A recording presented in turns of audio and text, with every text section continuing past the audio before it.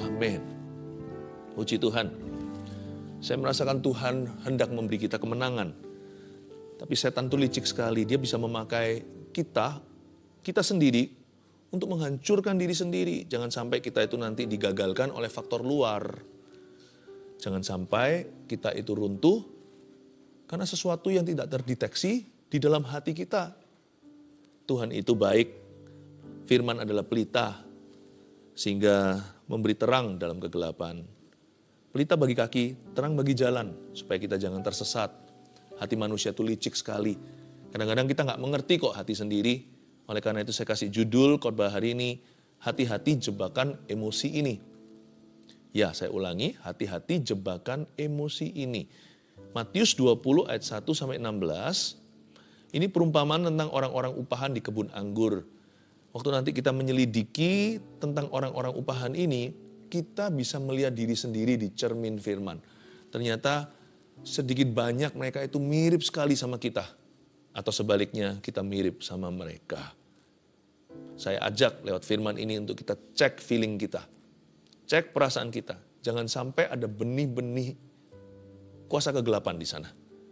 Karena setan tidak perlu melakukan pekerjaan kotor itu. Seringkali kita bisa menghancurkan diri sendiri atau auto-destruct. Karena manusia itu jatuh.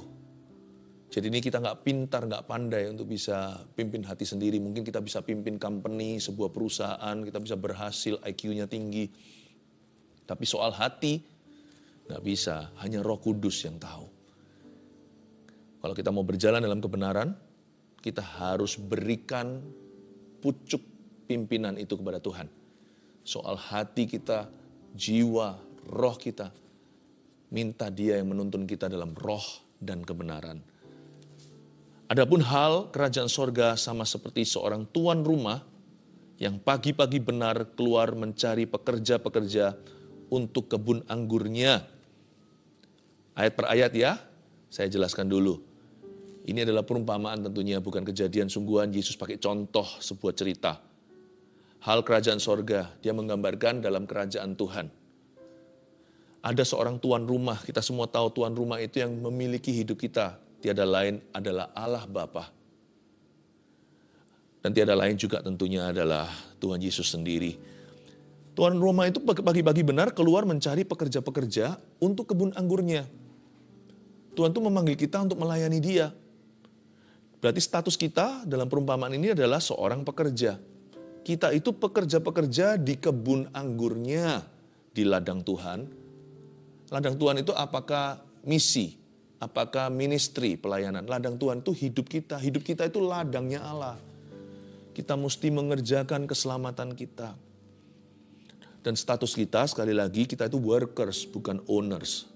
Kita bukan pemilik kebun anggur itu. Kita tidak memiliki hidup kita sendiri. Hidup kita itu ada yang punya, hidup kita itu milik Yesus. Hidup kita itu milik Tuhan. Kita itu hanyalah pekerja-pekerjanya. Tiada lain, kita hanyalah hamba-hambanya. We are all but the servants of God. Kita semuanya hanyalah hamba-hamba Tuhan.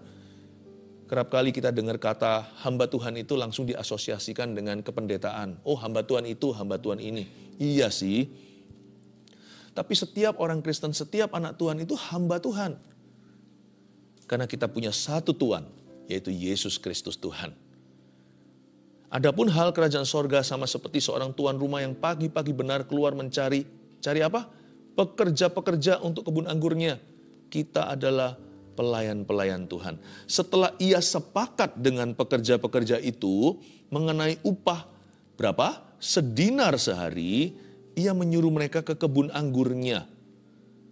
Coba ditanamkan dalam benak hati kita. Jangan sampai kita lalu lewat waktu baca firman. Ingatlah ada kalimat, ia sepakat. Jikalau tuan itu sepakat dengan pekerjanya mengenai upah sedinar sehari, dibolak-balik tetap sama. Berarti juga pekerja-pekerja itu sudah agree. Betul? Berarti para hamba-hamba Tuhan itu, para pelayan-pelayan juga sudah sepakat upah sekian, yaitu sedinar sehari. Ia menyuruh mereka bekerja di kebun anggurnya. Ini yang saya sebut dalam bahasa Belanda jadilah letterlijk. Letterlek itu artinya harafiah. Sepakat dengan Tuhan itu harus berdasarkan apa yang tertulis dalam firman. Iman kita yang paling mantap, yang mantap betul itu adalah firman, iman pada firman.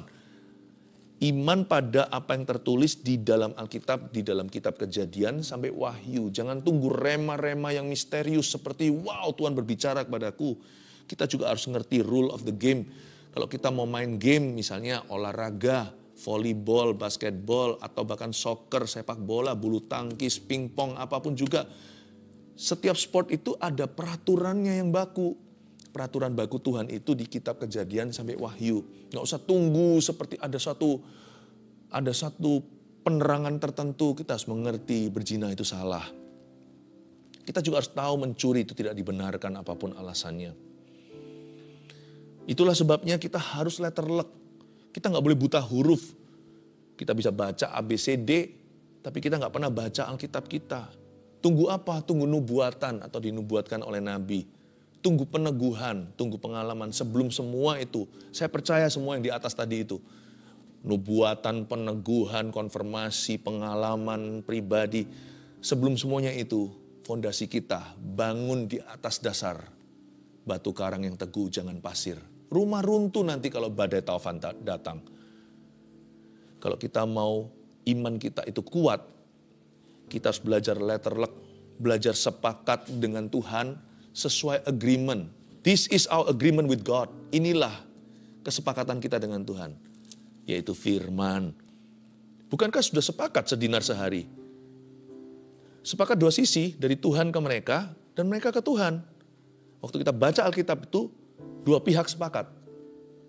Waktu kita baca, Yesus adalah ya dan amin bagi kita. Kita sepakat dengan firman-Nya. Berdasar apa yang tertulis. Sebelum semua pengalaman yang lain ditambahkan. Makanya waktu Yesus dicobai kan Tuhan Yesus nggak bergantung perasaan. Lapar otomatis dibenarkan mengubah batu menjadi roti supaya beliau makan. Enggak loh ya. Ada tertulis manusia hidup bukan dari roti saja, tapi dari setiap firman yang keluar dari mulut Allah. Yesus tidak menjawab setan. Sekalipun dia anak Allah, dia bisa aja usir semena-mena.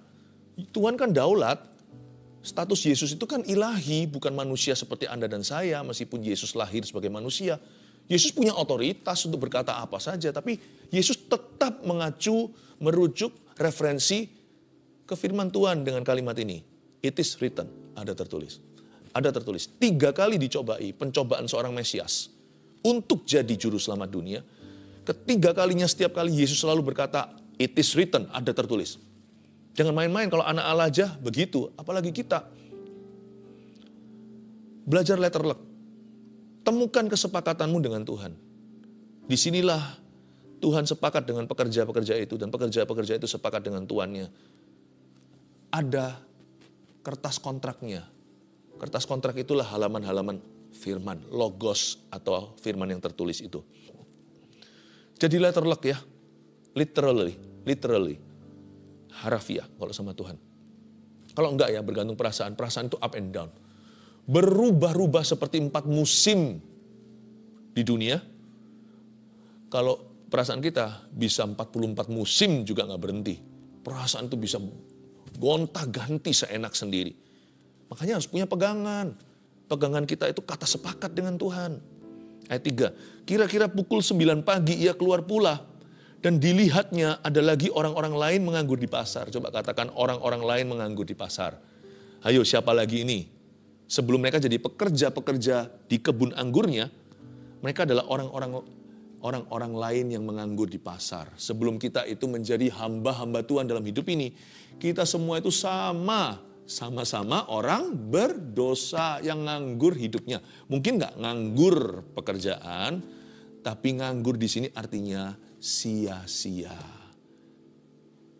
Kita itu hanya mengejar perkara dunia dan kita nggak tahu kok sesungguhnya apa yang kita mau. Kita kira harta duniawi bisa menyelamatkan kita, ternyata nggak semua bisa dibeli dengan money. Kita semua itu orang yang menganggur. Roh kita mati, jiwa kita itu merana. Semua kita itu sebelum kenal Yesus masih terjebak dalam kesia-siaan. yang fana. Orang-orang lain menganggur di pasar. Kan harusnya mereka bersyukur mereka dapat pekerjaan. Apalagi hari-hari ini ya. Banyak yang di PHK, banyak yang di layoff. Di negara-negara yang ekonominya bagus pun, puji Tuhan, Indonesia itu bertahan. Malah justru baik keadaan. Anda lihat negara-negara barat, apa yang terjadi sekarang di Eropa, huru-hara. Mereka jauh lebih krisis. Malah justru Tuhan pelihara bangsa kita. Tapi kalau Anda berada di benua-benua lain, Anda orang Indonesia, orang Malaysia, saat ini berada yang bisa mengerti bahasa saya. Ada di benua lain, jadilah berkat, jadilah terang, percayalah. Dalam Kristus ada keluputan. Tapi coba lihat, banyak orang itu sekarang sengsara, susah cari kerja. Mestinya kan kita bersyukur ya dikasih pekerjaan apapun, asal upahnya itu UMR-nya ada atau upah minimal.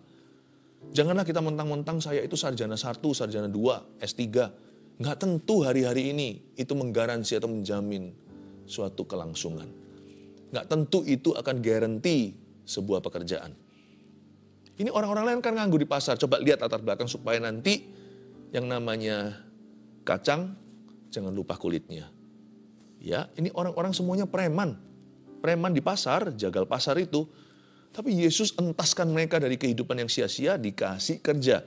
Ayat 4 katanya kepada mereka, pergi jugalah kamu ke kebun anggurku, dan apa yang pantas akan kuberikan kepadamu, dan mereka pun pergilah. Jam 9 Tuhan panggil lagi setelah tadi pagi. Dan Tuhan berkata yang sama, kamu kerja ya untuk saya di kebun anggurku, dan apa yang pantas akan kuberikan kepadamu. Harusnya orang berdosa seperti kita yang gak layak terima apa-apa kecuali neraka, belajar percayalah upah kita atau bonusnya dari Tuhan. Gak dikasih upah juga kalau kita itu bisa menjadi milik Tuhan, itu sudah mimpi apa, nama kita tertulis dalam kitab kehidupan jikalau belum ada mujizat terjadi. Sampai mati pun tidak ada berkat lagi, gak apa-apa. Asal masuk sorga, bahasa anak kecilnya. Apa yang pantas akan kuberikan kepadamu. Sama Tuhan itu jangan berdebat gini loh Tuhan. Tuhan gak fair, Tuhan gak fair, Tuhan gak adil. Tuhan itu sudah lebih dari pantas. Untuk bisa menerima kita itu sudah tidak seyogya atau selayaknya. Kadang-kadang ini kadang-kadang orang-orang ini yang diselamatkan lupa diri, lupa daratan. Dan Tuhan berkata, dan apa yang pantas pasti kuberikan padamu. Believe, percayalah bahwa God is good, God is just. Allah itu baik, Allah itu adil. Allah itu adil nggak tentu sesuai dengan fair, definisi fairnya manusia. Tapi percayalah, apapun yang Tuhan berikan dan percayakan pada kita, today, itu pantas, sudah pantas di matanya. Jangan ngomel, jangan merasa kurang melulu. Dan hari ini kalau kita diberkati juga jangan lupa diri. Kalau kita masih merasa kurang juga jangan mengeluh. Pokoknya apapun yang Tuhan alokasikan dalam hidup kita, undi jatuh, permai atau tidak, percayalah itu yang terbaik karena Tuhan tahu apa yang terbaik untukmu. Apa yang pantas akan kuberikan. Jangan jadi penasihat Tuhan. Belajar untuk syukuri dulu apa yang Anda miliki. Jangan iri dengan orang lain.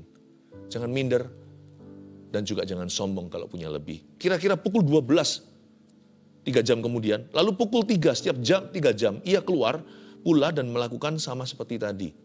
Ayat 5. Kira-kira pukul 5 petang, ia keluar lagi dan mendapati orang-orang lain pula. Lalu katanya kepada mereka, mengapa kamu menganggur saja di sini sepanjang hari? Misalkan tadi itu pukul 6 Tuhan rekrut, pukul 9 rekrut lagi, pukul 12, pukul 3. Kali ini nggak sampai 3 jam, karena jam 6 nanti ceklok pulang. Tinggal 1 jam kerja, jam 5 Tuhan keluar.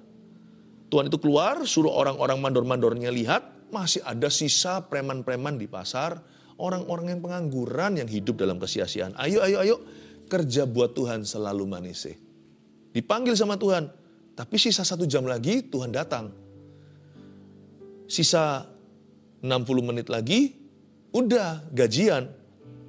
Ayat 7, kata mereka kepadanya, karena tidak ada orang mengupah kami. Mengapa kamu nganggur kan ditanya? Karena tidak ada orang mengupah kami. Katanya kepada mereka, pergi jugalah kamu ke kebun anggurku. Akhirnya mereka batch terakhir atau gelombang terakhir pekerja baru. Ayat 8. Ketika hari malam Tuhan itu berkata kepada mandurnya, panggillah pekerja-pekerja itu dan bayarlah upah mereka mulai dengan mereka yang masuk terakhir hingga mereka yang masuk terdahulu.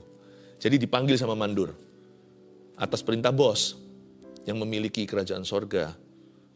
Lalu waktu dipanggil, yang dibayar dulu, yang digaji itu yang terakhir masuk, yang pukul 5 tentunya, lalu pukul 3, hitung mundur pukul 12, 9, lalu yang paling pagi. Dan ketika mereka masuk, dikasih gaji-gajinya masing-masing. Maka datanglah mereka yang mulai bekerja kira-kira pukul 5 ayat 9, dan mereka menerima masing-masing 1 dinar. Ingat ya, tadi kata 1 dinar, itu kesepakatan ya. Bukankah mereka semua pekerja itu tanpa pandang bulu, mereka semua disodori Tuhan sebuah kontrak harian bahwa hari ini kamu kerja sama aku kasih yang pantas sedinar sehari. Menurut saya, udah lebih dari cukup daripada mereka itu nganggur. Dan sedinar itu mungkin sedikit overpay ya. Gajinya berlebih. Kok bisa? Kan ini orang-orang pasti nggak punya skill.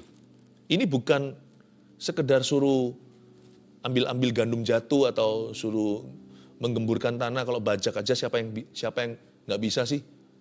Ya, bajak itu kan tinggal ini aja pecutin kerbaunya. Jangan lupa loh ya, ini kebun apa? Kebun anggur.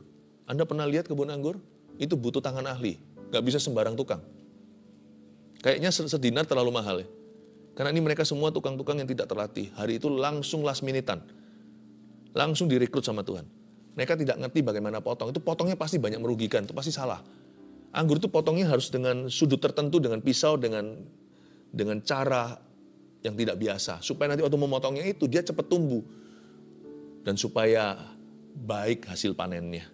Saya rasa Tuhan itu hanya mau kasih alasan lah untuk memberkati mereka.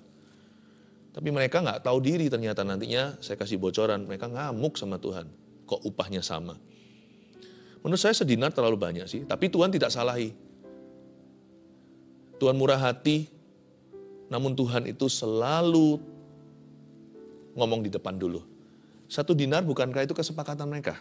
Oke, jangan lupa ya, nanti sebelum Tuhan dituntut oleh para pekerja dan buruh ini, seperti kita seringkali menuntut Allah kita, Tuhan tidak adil lah, saya kecewa lah, kok cuman begini, apa nih hasilnya aku melayani? Kenapa kau izinkan? Waduh, sebelum dituntut ingat ya, kesepakatan kita itu udah jelas di depan. Tuhan sudah ngomong terus terang di depan kita, ini orang berdosa, semuanya ini murah kemurahanku, aku memberimu cuma-cuma. Kemudian datanglah mereka yang masuk terdahulu, sangkanya akan mendapat lebih banyak. Tetapi mereka pun menerima masing-masing 1 dinar juga. Kaget mereka. Mereka menyangka mereka dapat lebih banyak. Nah disinilah, janganlah membingungkan antara ekspektasi yang berlebihan sama iman. Iman itu bukan sekedar angan-angan atau punya iman itu seperti punya sebuah ekspektasi yang luar biasa. Iman itu nggak hanya bergerak untuk iman-iman nih. Iman itu salah satu wujud iman itu juga kemampuan untuk bisa menerima apapun yang Tuhan berikan kepadanya. Meskipun tidak sesuai dengan ekspektasinya. Imanlah yang membuat kita bisa menerima jawaban Tuhan. Puji Tuhan kalau iya. Iman pula yang membuat kita itu tabah ketika Tuhan berkata tidak atau tunggu dulu. Iman yang membuat seseorang jadi sabar. Bukankah Bapak iman Abraham itu harus menunggu berapa lama di Kanaan? Tanpa penggenapan janji bahwa Tuhan akan memberinya keturunan. Umur sudah hampir 101 anak pun belum dia punya. Coba bayangkan.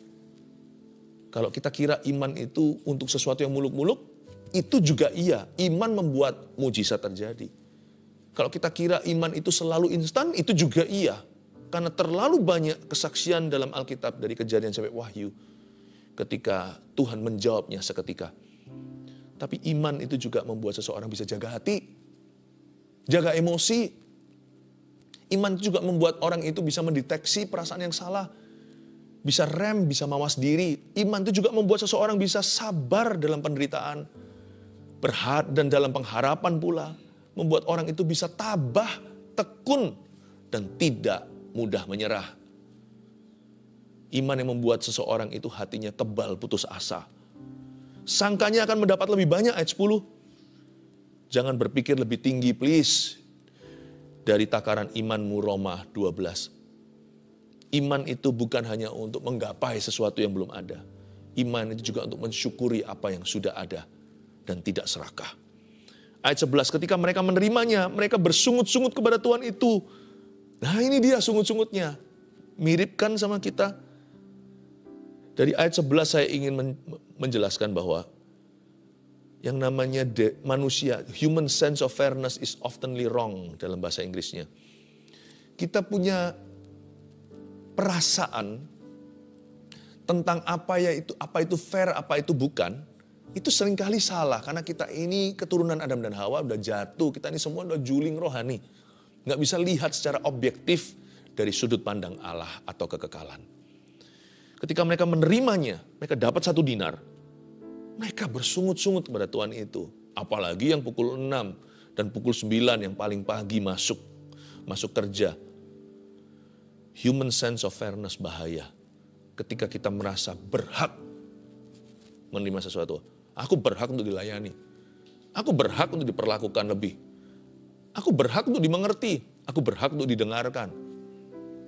Aku berhak dong aku. Doaku dijawab sama Tuhan. Aku berhak atas mujizat. Aku berhak atas berkat. Tuhan harus jawab aku. Bahkan kadang-kadang kekonyolan itu bisa berlanjut separah ini. Aku mau Tuhan buktikan bahwa Tuhan itu ada. Sebenarnya Tuhan itu bukan terdakwa, kita yang terdakwa.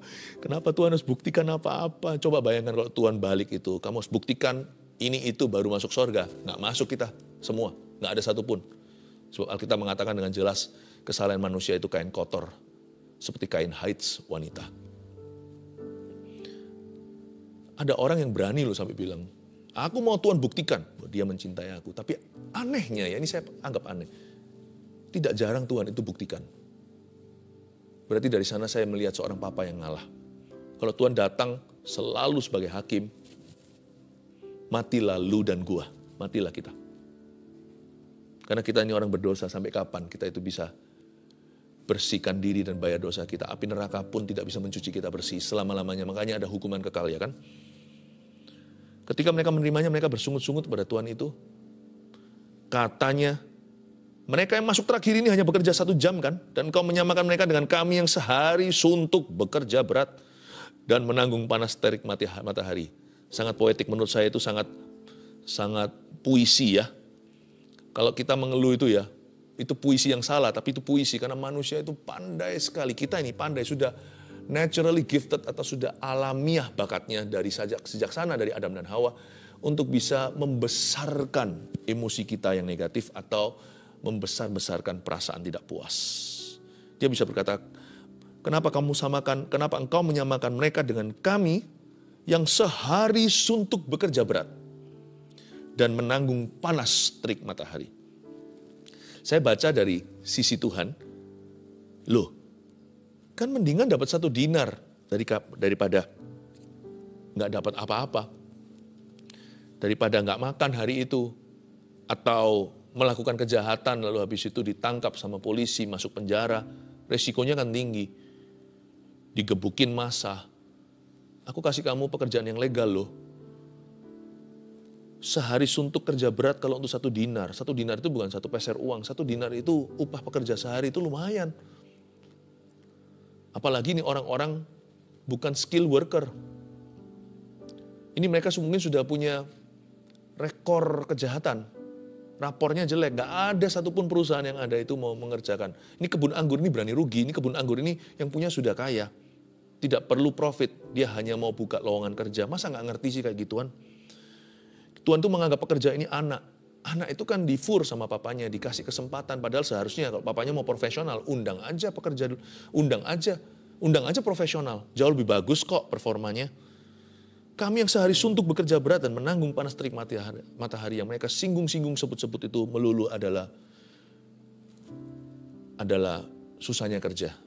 Mereka tidak sama sekali bersyukur untuk upah cuma-cuma. Tetapi Tuhan itu menjawab seorang dari mereka. Tuhan gak marah. saudara. Waduh, indahnya Tuhan ya. Dipanggil saudara. Tuhan gak mentang-mentang dia yang punya. Tuhan tuh gak punya bossy attitude atau sikap sok hati seorang bos. Gak ada. Saudara, aku tidak berlaku tidak adil terhadap engkau. Bukankah kita telah sepakat sedinar sehari? Pertama Tuhan sebut mereka dengan sebutan hangat. My brothers, saudaraku. Dia menyamakan diri dengan mereka. Aku tidak berlaku tidak adil loh. Bukan Tuhan membela diri, Tuhan mencelikkan mata rohani atau mata nurani. Aku tidak berlaku tidak adil sebab human sense of fairness itu wrong. Yang apa yang kita rasakan sebagai fair itu sering salah, tapi sense keadilan Tuhan itu selalu benar. Tuhan itu tahu hitung-hitungannya. Apa yang disebut fair sama manusia itu bukan keadilan Allah. Tapi apa yang disebut adil sama Allah sekalipun gak tentu fair di mata manusia, itu adil tenan, itu adil beneran. Karena Allah kita maha adil. Bukankah kita sudah sepakat sedinar sehari? Ambillah bagianmu dan pergilah. Aku mau memberikan kepada orang yang masuk terakhir ini sama seperti kepadamu. Tidakkah aku bebas mempergunakan milikku menurut kehendak hatiku? Bukankah aku bebas? Kan kamu berkata iya jam 9 tadi. Kan saya tidak memberikan jaminan nanti gak ada orang jam berapa, kan urusan saya. Sisa harta saya di luar sedinar untukmu hari ini. Mau saya apakan kan terserah aku. Kalau aku mau undang orang lain nanti agak siangan lalu saya bayar dia sama. Atau bahkan dia gak usah kerja untuk saya kasih dia uang. Gak apa-apa kan? Buktinya tadi Anda berkata iya waktu saya kasih lowongan. Anda bisa dan Anda juga berhak untuk berkata tidak. Kenapa Anda tidak berkata tidak? Karena sedinar itu sangat-sangat handsome to you. Sedinar itu berkata, wow, ini uang nganggur. Uang muda. Sehari dibayar segitu. Berarti Anda juga setuju dan Anda mau. Tapi kan urusan saya. Ayat 15a ini saya jelaskan suatu prinsip sederhana. Bagaimana sih kita ini manusia yang fana, orang berdosa, boleh kecewa dengan kedaulatan Tuhan. Mana boleh kita kecewa sama Tuhan. Tuhan gak utang sama kita. Sebaliknya kita lah yang berhutang sama Tuhan. Kalau ada orang, kalau misalnya Anda hutang sama saya 1 juta rupiah, saya bebaskan. Lalu habis itu ada satu orang yang hutang sama saya 100 juta rupiah, saya bebaskan juga nantinya. Anda jangan marah sama saya. Tahu gitu saya hutang sama Anda 100 juta, itu dikasih. Loh, itu urusan saya. Apakah 1 juta saya penjarakan, 100 juta juga, itu urusan saya. Apakah saya tuntut atau tidak? Tidakkah aku bebas mempergunakan hakku? Bukankah aku yang punya uangku? Aku punya kebun anggur ini. Bahkan dalam perumpamaan ini gak tertulis, tapi saya tambahkan dalam doktrin firman dengan jelas bahwa Tuhan bahkan memiliki kita. Atau iri hatikah engkau karena aku murah hati? Nah ini dia. Tuhan langsung expose motivasinya. Tahu gak Tuhan telanjangi mereka? Apa yang membuat mereka iri? Motivasinya adalah pride atau kesombongan. Itu yang disebut dengan spirit of entitlement atau roh yang merasa dirinya layak menerima. Aku berhak, nah itu adalah akarnya perasaan berhak itu adalah kesombongan dan lupa diri. Ayat 16, demikianlah orang yang terakhir ya akan menjadi terdahulu, dan yang terdahulu akan menjadi yang terakhir. Saya ada satu renungan di sini. Menurut saya sih, upahnya sama-sama sedinar, tapi yang diuntungkan itu yang pukul 6. Lalu kemudian pukul 9, mau tahu kenapa? Memang sama-sama dapat sedinar, tapi kalau mereka nggak bersungut, mereka akan berubah statusnya dari pekerja harian, mungkin dijadikan pekerja tetap sama Tuhan. Dan kalau saya jadi tuan kebun anggur ini, saya pasti ambil yang jam 6, karena lebih pengalaman. Ada sesuatu yang nggak bisa diukur dengan sedinar. Experience. Karena dia motong pukul 9 salah semua, mandurnya ajari. Waktu dia sampai pukul 12 dia sudah mahir. Sedangkan yang pukul 5 paling cuma ambil-ambil sampah. Nanti kalau sampai dia nggak sungut, sayangnya semua yang early, yang awal itu sungut semua, makanya nggak kepake sama Tuhan. Nggak dipakai lagi lah sama Tuhan, cuma sekali itu saja. Kalau saya jam 6, 9 sama jam 12 lah. Mereka sungguh-sungguh dan terima dengan legawa, lapang dada dan berkata, terima kasih ya Tuhan, kau baik dan murah hati. Saya pasti berkata, kembali. Yang jam 5 pergi, jam 3 juga pergi. Jam 6, 9, 12 saya panggil. Sini. Bisa nggak tekan kontrak pekerja tetap? Bayaranmu bukan 1 dinar, tapi 100 dinar. Boleh nggak? Karena kamu akan jadi mandorku.